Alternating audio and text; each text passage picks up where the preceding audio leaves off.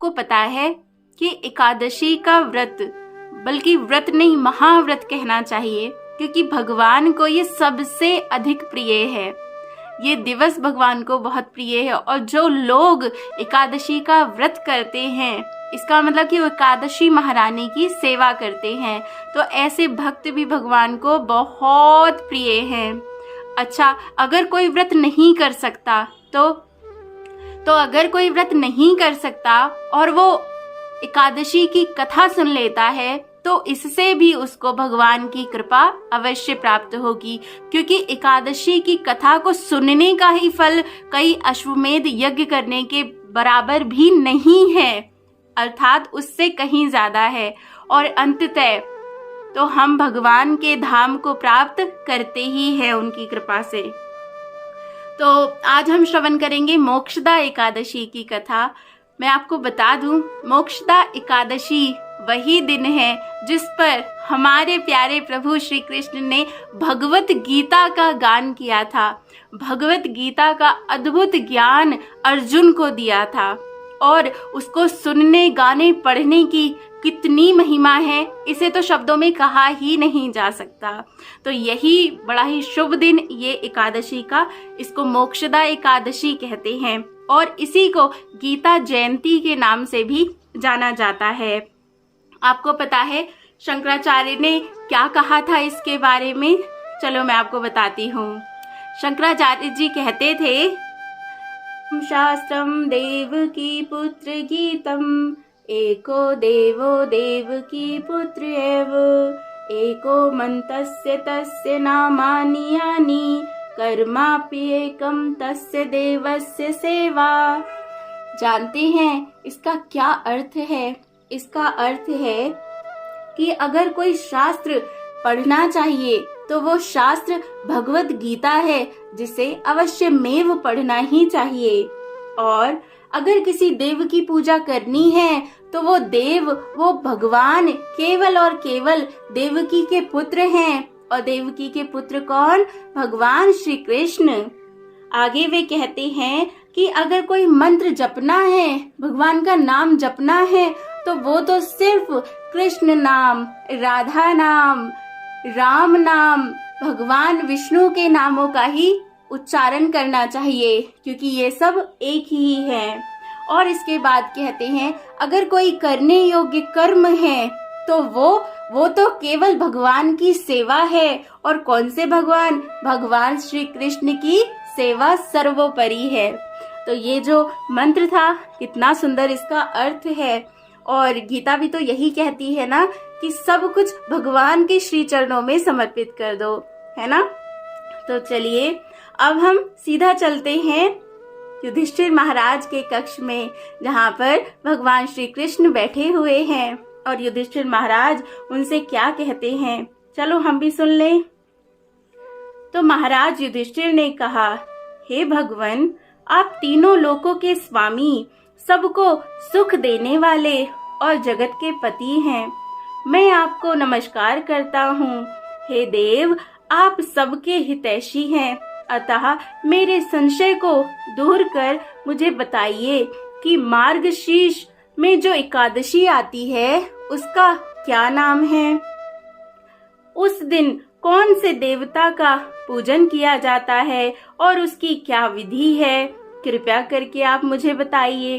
भक्त वत्सल भगवान श्री कृष्ण कहने लगे कि हे धर्मराज, तुमने बड़ा ही उत्तम प्रश्न किया है। इसके सुनने से तुम्हारा यश संसार में फैलेगा।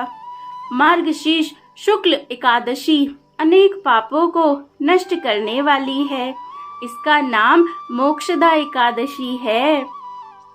इस दिन दामोदर भगवान की धूप, दीप, नैवेद्य आदि से भक्ति पूर्वक पूजा करनी चाहिए। अब इस विषय में मैं एक पुराणों की कथा कहता हूँ। गोकुल नाम के नगर में बैखानस नामक राजा राज्य करता था।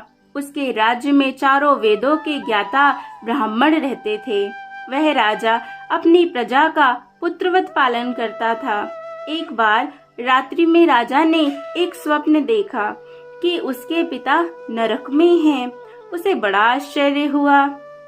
प्रातः वह विद्वान ब्राह्मणों के पास गया और अपना स्वप्न सुनाया।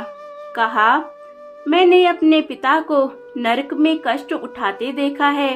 उन्होंने मुझसे कहा कि हे पुत्र, मैं नरक में पड़ा हुआ हूँ, यहाँ से तुम मुझे मुक्त कराओ। जब से मैंने ये वचन सुने हैं तब से मैं बहुत बेचैन हूँ। चित्त में बड़ी अशांति हो रही है। मुझे इस राज्य, धन, पुत्र, स्त्री, हाथी, घोड़े आदि से कुछ भी सुख प्रतीत नहीं होता। क्या करूं? राजा ने कहा, हे ब्राह्मण देवताओं, इस दुख के कारण मेरा सारा शरीर जल रहा है। अब आप कृपा करके कोई तप, दान, व्रत आदि ऐसा उपाय बताइए जिससे मेरे पिता को मुक्ति मिल जाए। उस पुत्र का जीवन व्यर्थ है जो अपने माता पिता का उद्धार ना कर सके। एक उत्तम पुत्र जो अपने माता पिता तथा पूर्वजों का उद्धार करता है वही है। वह 1000 मूर्ख पुत्रों से अच्छा है। जैसे एक चंद्रमा सारे जगत में प्रकाश कर देता है परंतु हजारों तारे नहीं कर पाते। ब्राह्मणों ने कहा, हे राजन, यहाँ पास ही भूत, भविष्य, वर्तमान के ज्ञाता पर्वत ऋषि का आश्रम है। आपकी समस्या का हल वे जरूर बताएंगे। ऐसा सुनकर राजा मुनि के आश्रम पर गया। उस आश्रम में अनेक शांत चित्त योगी और मुनि तपस्या कर रहे थे। उसी जगह पर्वत मुनि बैठे हुए थे। राजा ने मुनि को साष्टांग दंडवत किया। मुनि ने राजा से सांगोपांग कुशल पूछी। राजा ने कहा कि महाराज, आपकी कृपा से मेरे राज्य में सब कुशल है, लेकिन अकस्मात मेरे चित्त में अत्यंत अशांति होने लगी है। ऐसा सुनकर पर्वत मुनि ने आंखें बंद की और भूत विचारने लगे। फिर वे बोले, मैंने योग के बल से तुम्हारे पिता के कुकर्मों को जान लिया है और उन्हीं घृणित कर्मों की वजह से वे नरक में पड़े हुए हैं। तब राजा ने कहा, इसका कोई उपाय बताइए जिससे मेरे पिता नरक से मुक्त हो सके। मुनि बोले, हे राजन, आप मार्गशीर्ष एकादशी का उपवास करें और उस उपवास के पुण्य को अपने पिता को संकल्प से दे दे। इसके प्रभाव से आपके पिता की अवश्य नरक से मुक्ति होगी। मुनि के ये वचन सुनकर राजा महल में आया और मुनि के कहे अनुसार कुटुंब सहित मोक्षदा एकादशी का व्रत किया। इसके उपवास का पुण्य उसने पिता को अर्पण कर दिया। इसके प्रभाव से उसके पिता को मुक्ति मिल गई और स्वर्ग में जाते हुए वे पुत्र से कहने लगे, हे पुत्र, तेरा कल्याण हो। यह कहकर वे स्वर्ग को चले गए। जय जय श्री राधे। मार्गशीर्ष मास की शुक्ल पक्ष की एकादशी को मोक्षदा एकादशी जो भी व्रत करते हैं उनके समस्त पाप नष्ट हो जाते हैं। इस व्रत से बढ़कर मोक्ष देने वाला और कोई व्रत नहीं है। इस कथा को केवल सुनने और पढ़ने से वाजपेय यज्ञ का फल मिलता है। यह व्रत मोक्ष देने वाला तथा चिंतामणि के समान सब मनोकामनाएं पूर्ण करने वाला है। जय जय श्री राधे। तो ये भगवान श्री कृष्ण ने युधिष्ठिर को पूरी कथा सुनाई।